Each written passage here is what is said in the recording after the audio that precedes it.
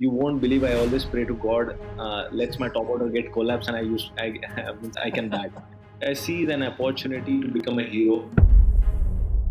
RCB के लिए मुसीबत बन चुके जितेश शर्मा को हटाने के लिए दिनेश कार्तिक पर इतना प्रेशर है कि उन्होंने एक नॉन कीपर बैट्समैन को स्टैंड बाय पर रख दिया है। तो सवाल यह है कि कार्तिक पर यह दबाव बना कौन रहा है? क्या टीम में ही जितेश के लिए सॉफ्ट कॉर्नर कम हो रहा है? दिल्ली के खिलाफ आखिरी ओवर में रोमारियो शेफर्ड 15 रन नहीं डिफेंड कर पाते हैं। इस पर डायरेक्टर मोहम्मद बोबात ऐसा बयान दे जाते हैं जिसकी वजह से आरसीबी को अब हर मैच में रोमारियो से गेंदबाजी करवानी पड़ रही है और उनका टॉप 2 पर जाना मुश्किल होता जा रहा है। नमस्कार, मेरा नाम है अनुराग सूर्यवंशी और आप देख रहे हैं क्रिक माइंड। 2026 की शुरुआत पिक्चर परफेक्ट जीतों के साथ करने वाली आरसीबी के लिए सब कुछ अच्छा जा रहा है। हाँ भाई, सच में अच्छा जा रहा है, लेकिन पिछले कुछ मैचों में मिली हार ने बहुत से सवाल पैदा कर दिए हैं। सवाल तो बहुत है, वो भी एक नहीं बल्कि 3। वैसे ये सवाल उतने बड़े नहीं है, लेकिन दिक्कत ये है कि ये छोटे छोटे सवाल अगर प्लेऑफ तक ऐसे ही चलते रहे तो फिर दिक्कत हो सकती है। तो क्या है ये 3 सवाल जिनसे मच सकता है आगे बवाल? चलिए देखते हैं। अब मैं जानता हूं कि हमारे बहुत से सब्सक्राइबर्स आरसीबी के फैंस हैं, वो बहुत ही ज्यादा पैशनेट अपनी टीम को लेकर। लेकिन देखिए दोस्तों, कोई भी टीम कभी भी 10/10 परफेक्ट नहीं होती, कमियां हर किसी में होती हैं। इसलिए आप पहले पूरी वीडियो को देखिएगा, उसके बाद आप अपनी राय कमेंट बॉक्स में दे सकते हैं। और मैं आपको एक बात और याद दिलाता चलूं कि प्लीज चैनल को सब्सक्राइब जरूर कर लीजिए। अगर आपको वीडियोस पसंद आ रही हैं तो चैनल को सब्सक्राइब किए बिना मत जाइए। हम लगातार आपके लिए ऐसे ही वीडियोस लेकर के आते रहेंगे। खैर, आरसीबी इस साल जब मैदान में उतरी तो लगभग एकदम ही परफेक्ट टीम लग रही थी। इस टीम में अच्छे बैट्समैन हैं, अच्छे बॉलर हैं, अच्छी डेप्थ है और आरसीबी ने शुरुआती मैचों में इस चीज को प्रूव भी किया। बैटर्स ने अपना काम वहीं से शुरू किया जहां पिछले सीजन में छोड़ करके आए थे। फिल सॉल्ट, विराट कोहली, देवदत्त पडिक्कल और रजत पाटीदार के साथ नीचे से टिम डेविड भी अच्छा करते जा रहे थे। गेंदबाजी में भी भुवी डफी की जोड़ी ने कहर बरपाया और फिर उनको हेजलवुड ने भी ज्वाइन किया। लेकिन पिछले 2 से 3 मैचों में आरसीबी भी एक्सपोज होने लग गई है। अभी भी वो सबसे स्ट्रॉन्ग टीमों में से एक है और टाइटल डिफेंड करने की पूरी हकदार है। लेकिन जैसे पीबीकेएस की गेंदबाजी एक्सपोज होनी शुरू हुई तो 3 मैच हार गए, वैसे ही अब आरसीबी का मिडिल ऑर्डर और लोअर ऑर्डर बैटिंग एक्सपोज हुआ तो उनके साथ भी हार का सिलसिला शुरू हो चुका है। अभी भी आरसीबी फाइनल में जाती हुई तो दिख रही है, लेकिन उस मोड़ तक जाने और उसके बाद फाइनल में बिना किसी डाउट के, बिना किसी कॉन्फिडेंस के अगर आरसीबी को जाना है तो आपको अपनी इन कमियों को पहले तो स्वीकार करना होगा और फिर इम्प्रूवमेंट भी करना होगा, क्योंकि टाइम अब कम बचा है। तो पहला सवाल ही उनकी बैटिंग में हुई हलचल है। आरसीबी ने जिस डोमिनेशन के साथ आईपीएल जीता, यही मोमेंटम 2026 की शुरुआत में भी दिखा। टॉप 5 बैटर्स 160 प्लस के स्ट्राइक रेट से बॉलर्स की कुटाई कर रहे थे। लगातार 4 मैचों में 200 प्लस का स्कोर, एकदम सॉलिड तरीके से मैच जीतना, यह आरसीबी का ब्लूप्रिंट बन चुका था। क्योंकि उनको ये प्रूव करना था कि 2025 वाली जीत कोई तुक्का नहीं थी। लेकिन कोई भी चीज हमेशा वैसी ही नहीं रहती। क्रिकेट में भी आप परफेक्ट नहीं हो सकते, बशर्ते आप 1999 से 2007 वाली ऑस्ट्रेलिया ना हो तो।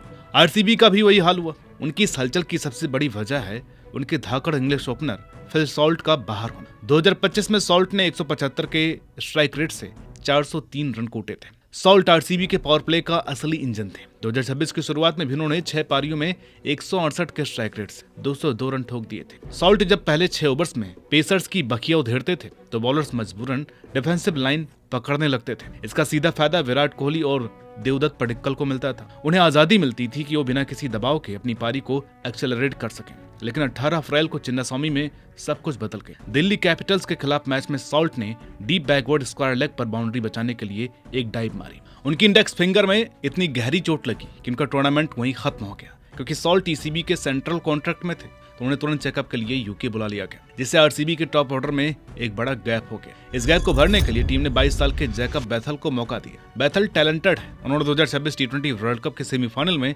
इंडिया के खिलाफ सेंचुरी भी मारी थी। लेकिन भाई, एक यंग प्लेयर को सीधे आईपीएल के उस हाई वोल्टेज ओपनिंग रोल में डाल देना एक बड़ा रिस्क था, जहां ऑलरेडी सॉल्ट 202 से खेल रहे हो। अब 4 मैचों में बैथल का स्कोर देखिए, 14, 20, 5 और लखनऊ के खिलाफ सिर्फ 4 रन। वो एक्स्ट्रा पेस और बाउंस के सामने थोड़ा बेबस नजर आए। सॉल्ट के बिना अब बॉलर्स को पावर प्ले का डर नहीं रहा है। उन्होंने स्टंप्स पर अटैक करना शुरू कर दिया, जिससे कोहली और पडिक्कल को मजबूरन तेज रन बनाने के लिए रिस्क लेना पड़ रहा है। यही वजह है कि अहमदाबाद में हमने वो बैटिंग कोलैप्स देखा था। दूसरा सवाल भी बैटिंग से जुड़ा हुआ है, वो है लोअर मिडिल ऑर्डर का ड्रामा।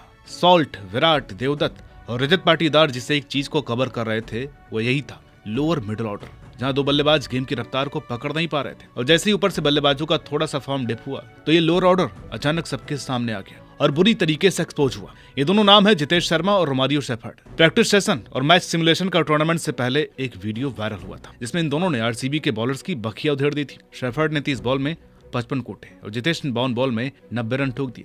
उस वक्त ये दोनों मीडिया के सामने एक दूसरे की तारीफ करते नहीं थक रहे थे। दोनों मजाक मजाक में कह रहे थे कि विपक्षी बॉलर्स तो कंफ्यूज हो जाएंगे कि फील्डिंग कहां लगाएंगे, लेकिन हकीकत तो बड़ी बेरहम होती है बॉस। प्रैक्टिस और लाइव मैच के प्रेशर में जमीन आसमान का फर्क है। रोमारियो शेफर्ड तो 2025 के उस चैंपियनशिप वाली टीम के मैन स्ट्राइकर थे। स्ट्राइक रेट भी लगभग 292 का था। चेन्नई के खिलाफ उनकी वो 14 बॉल वाली 50 आज भी सबको याद है। पर 2026 में सब कुछ बदल चुका है। उनका एवरेज 26.33 जरूर है क्योंकि वो अक्सर नॉट आउट रहते हैं, पर स्ट्राइक रेट गिरकर 143.64 पर आ गया। शेफर्ड बाउंड्री ढूंढने के लिए तरस रहे हैं और सारा बोझ अब टिम डेविड पर आ गया है। ऊपर से उनकी बॉलिंग 10.70 की इकॉनमी होने के बावजूद आरसीबी उनको गेंदबाजी दिए जा रही है। एलएसजी के जिस स्पिनर के सामने रिंकू ने 4 छक्के ठोक दिए थे, उनको लास्ट ओवर में रोमारियो 20 भी नहीं मार पाए। फिर यहीं पर टिम डेविड की याद आई, लेकिन वो तो अपना काम करके जा चुके थे। उनकी याद इसलिए आई क्योंकि जो दूसरे वाले फिनिशर हैं वो बस कीपिंग स्किल्स की वजह से बचे।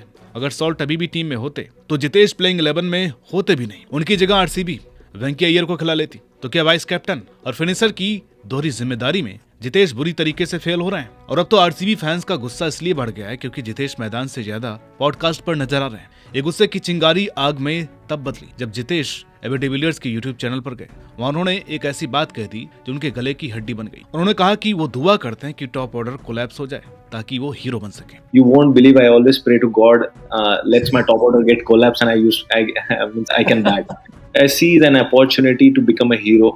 भाई ये बात उन्होंने कॉन्फिडेंस में कही होगी, पर फैंस ने इसे टॉक्सिक और मतलबी मान लिया। लोगों ने याद दिलाया कि यही घटिया सोच थी जिसकी वजह से इमर्जिंग एशिया कप में हारे, जहां जितेश ने खुद को सुपर ओवर में भेजा और 0 पर आउट हो गए। अब ये विवाद थमा भी नहीं था कि जितेश ने राजस्थान रॉयल्स के 15 साल के वंडर बॉय वैभव सूर्यवंशी को अनप्रोफेशनल बोल दिया। उन्होंने कहा कि वो तो बच्चा है जो होटल में आइसक्रीम खाता है और कार्टून देखता है। बाद में उन्होंने आरसीबी इनसाइडर पर सफाई दी कि वैभव को छोटा भाई मानता है, पर डैमेज तो हो चुका था। तीसरा सवाल एक बड़ा कंसर्न भी है, वो है अल्ट्रा एग्रेसिव गेंदबाजी। लेकिन मिस कैलकुलेशन के साथ देखिए तो आरसीबी की बॉलिंग यूनिट में कोई कमी नहीं है, लेकिन थोड़ा सा एग्जीक्यूशन हिलता हुआ नजर आ रहा है रजत पाटीदार की कप्तानी में। हालांकि मैं अभी भी 100% कॉन्फिडेंस हूं कि इस खराब एग्जीक्यूशन के बावजूद आरसीबी आराम से फाइनल उठा सकती है। अब लेकिन दिक्कत यही हो रही है कि आरसीबी का मिडिल ऑर्डर और लोअर ऑर्डर पूरी तरीके से फ्लॉप चल रहा है। इससे आरसीबी 25 से 30 रन शॉर्ट पड़ जा रही है। इसलिए गेंदबाजों में अब यह खराब प्लानिंग मिस कैलकुलेशन को कम करना ही होगा, क्योंकि बॉलिंग में जब आरसीबी अटैकिंग मोड में जा रही है तब उनको रोमारियो शेफर्ड से बॉलिंग डलवानी पड़ जा रही है,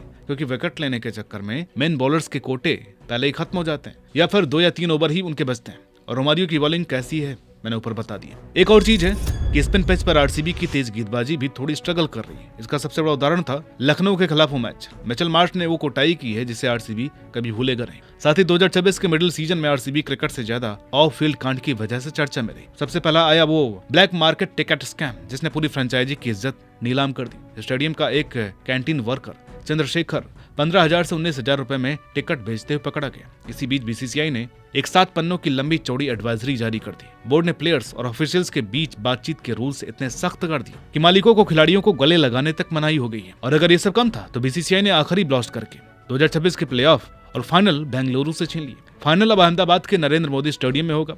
आरसीबी डिफेंडिंग चैंपियन है और ट्रेडिशन के हिसाब से फाइनल बेंगलुरु में होना चाहिए था। हालांकि इसका आरसीबी की परफॉर्मेंस से कोई लेना देना नहीं है, लेकिन ये सब झंझट मैनेजमेंट को प्रभावित करता है और मैनेजमेंट का हिस्सा प्लेयर भी होते हैं और कोच भी। तो हमने आरसीबी के फाइनल जीतने के बीच में जो रोड़े हैं उनको आपके सामने बिना किसी फिल्टर के रख दिया है। सॉल्यूशन की अगर बात मैं करूं तो भाई सिंपल है। आपको पहले तो जितेश शर्मा से हाथ जोड़ करके ये विनती करनी पड़ेगी कि भाई बैटिंग पर ध्यान दीजिए, पॉडकास्ट बाद में दे दीजिएगा। दूसरी बात यह कि कब तक आप जो है रोमारियो शेफर्ड को मौके देते जाओगे। हो सकता है कि आपको उनसे बेस्ट परफॉर्मेंस की कोई उम्मीद हो, लेकिन इसके चक्कर में आप अपना टॉप 2 स्पॉट खो सकते हैं। इसलिए थोड़ा सा चेंज जरूरी है। अभी टाइम है। बाकी आरसीबी को लेकर के कोई दिक्कत नहीं है। जब भी वो मैदान पर उतरते हैं तो बॉडी लैंग्वेज देख करके लगता है कि मैच आरसीबी के हाथ से अगर जाएगा तो आरसीबी की गलती से ही जाएगा, वरना जिस लखनऊ सुपर जायंट्स को जो आ रहा है वो मार करके जा रहा है, उसने आरसीबी को कैसे हरा दिया, ये सोचने वाली बात है कि नहीं। उम्मीद है कि आपको ये वीडियो पसंद आई होगी और अगर आप आरसीबी के फैंस हैं और सेंसिबल फैंस हैं तो आपके लिए एक ये टी शर्ट मैं आपको दिखा रहा हूँ। आप ये टी शर्ट नीचे दिए गए लिंक पर जा करके परचेज कर सकते हैं। और अगर आपके मन में कोई सवाल आ रहा हो तो आप अपने सवाल कमेंट बॉक्स में कर सकते हैं। प्लीज वीडियो को लाइक जरूर कीजिएगा, शेयर जरूर कीजिएगा, चैनल को सब्सक्राइब जरूर कर लेना। ये वीडियो आगे तक पहुंचे इसलिए भाई लोग इस वीडियो को हाइप जरूर कर देना, और हाँ, चैनल को सब्सक्राइब कर लीजिए। अभी भी लोग सब्सक्राइब नहीं कर रहे हैं वीडियो देखने के बाद भी, प्लीज आप सब्सक्राइब कर लीजिए। मिलते हैं आपसे अगली वीडियो में, तब तक के लिए नमस्कार।